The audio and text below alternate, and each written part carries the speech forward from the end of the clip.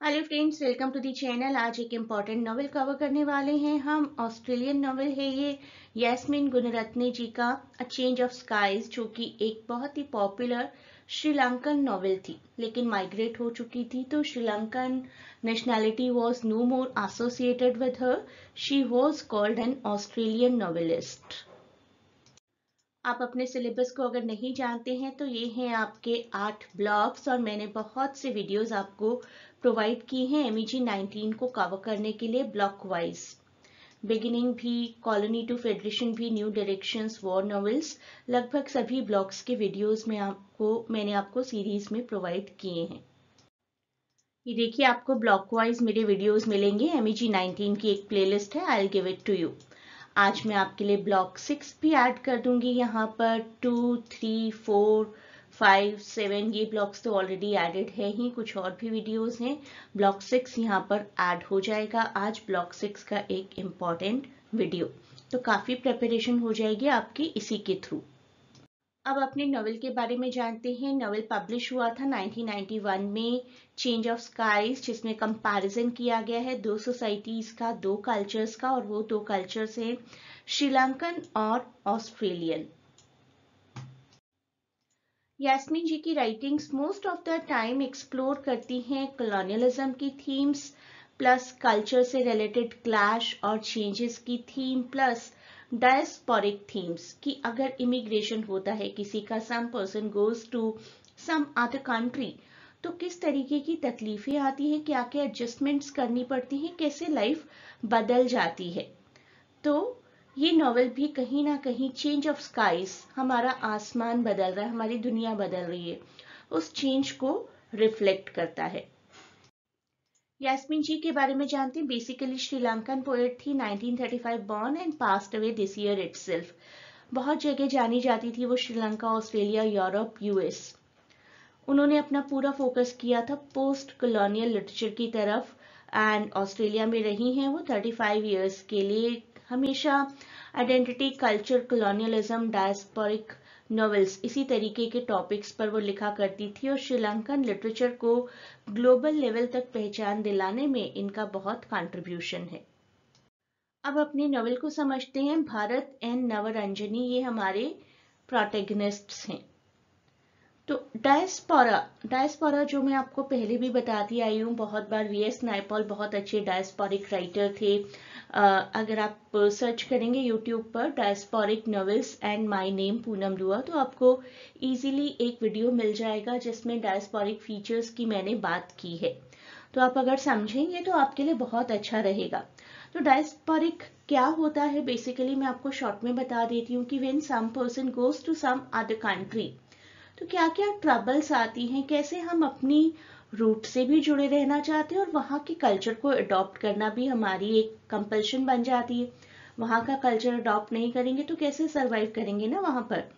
तो किस तरीके से ये दो कैरेक्टर्स हैं हमारे, जो कि काफी शॉक्ड रहते हैं ऑस्ट्रेलिया में आकर। शुरुआत में तो उन्हें लगता है कि कैसे एडजस्ट करेंगे यहाँ पर, लेकिन धीरे धीरे जब एडजस्ट करना ही है तो करना ही है। दोनों सिंसियर एफर्ट्स करते हैं ऑस्ट्रेलिया से रिलेट करने की, सोशलाइज करने की, and to reach out to people over there just to maintain their survival.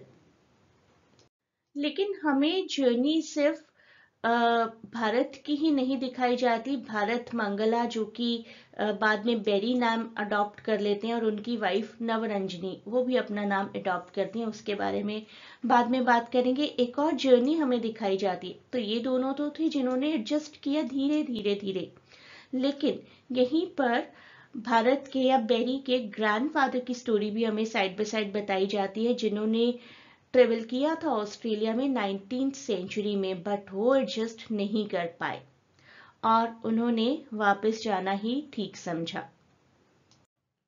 तो सामरी को थोड़ा सा ब्रीफ में देखते हैं।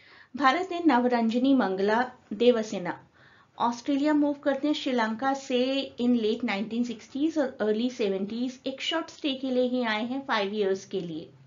भारत ने एक लेक्चरिंग पोजीशन एक्सेप्ट की है in Southern Cross University in Sydney.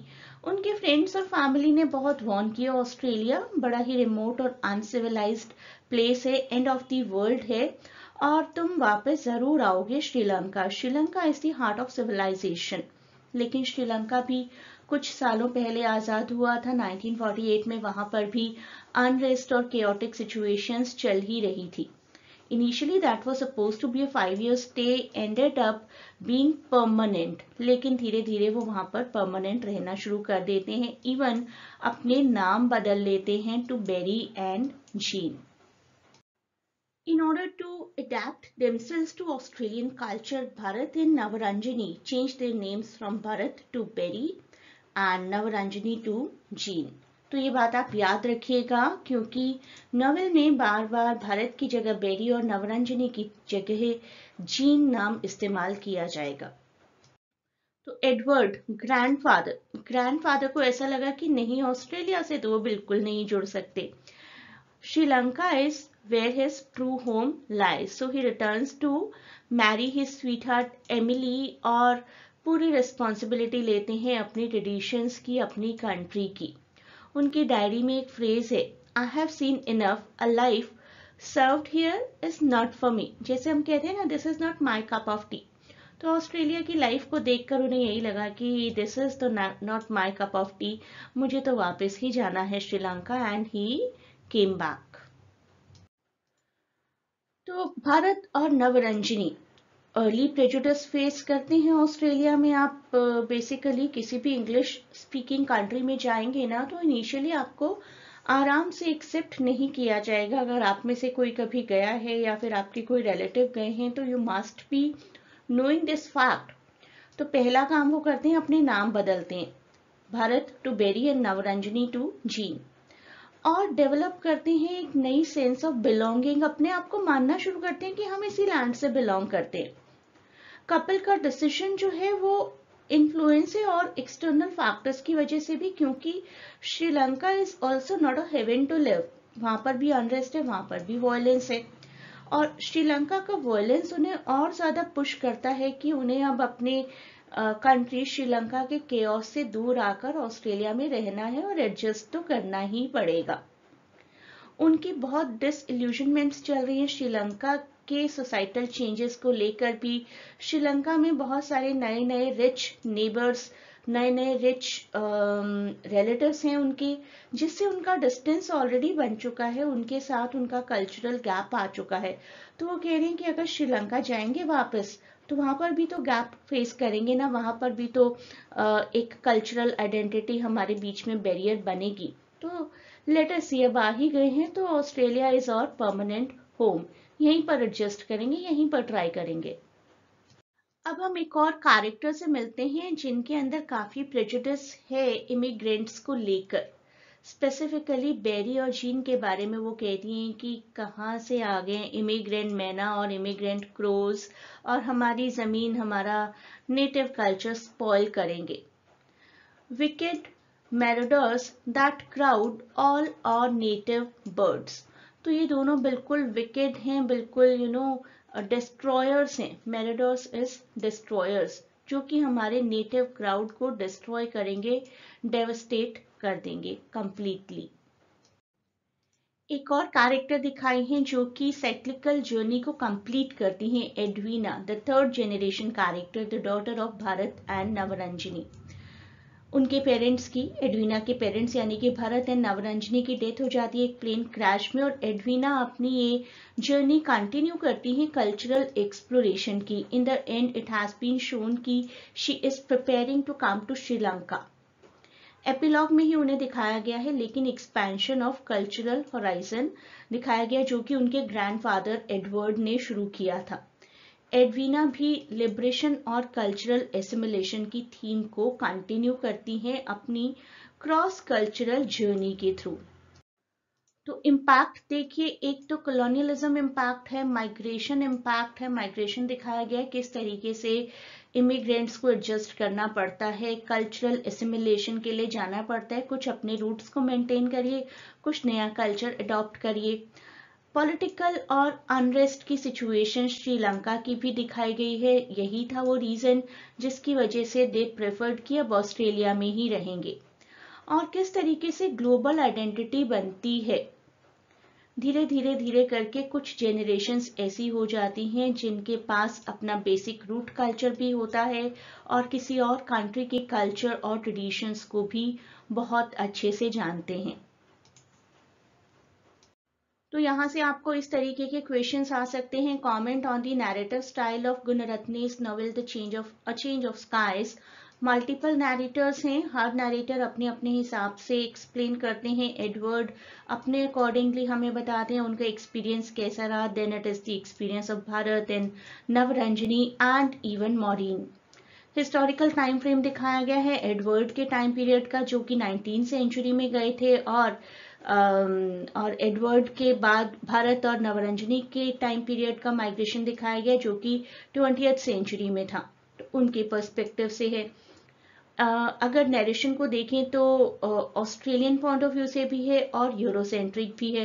Post colonial globalised world का भी इस्तेमाल किया गया है।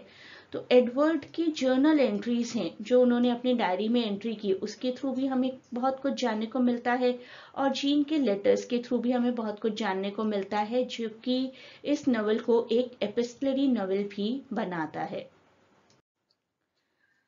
एक और क्वेश्चन आपको आ सकता है, that is of characters. Barry and Jean characters हैं हमारे central character. Then there is Edward and then there is Edwina the daughter of Barry and Jean and Maureen the neighbour of Barry and Jean. Every character represents something. Berry and Jean represents the condition of those migrants who try to adjust, and Edward, the one who rejects the migration, Edwina, who makes the identity globalized, and Maureen, the people who do not accept easily the migrated people. Playlist के बारे में आपको दोबारा बता देती हूँ मैं। इस प्लेलिस्ट के थ्रू आप प्रेपरेशन कर सकते हैं अपने ब्लॉक वाइज। ब्लॉक 6 में आज इसी प्लेलिस्ट में ऐड कर दूंगी। 2, 3, 4, 5, 6 will be added, 7 is already there. तो इनके थ्रू आप अपनी अच्छी प्रेपरेशन कर सकते हैं। व्हाट्सएप लिंक पर क्लिक करिए अगर आप लाइव क्लासेस ज्वाइन करना चाहते हैं। लाइव क्लासेस, लाइव बैचेस अभी चल रहे हैं फॉर जून एग्जाम्स।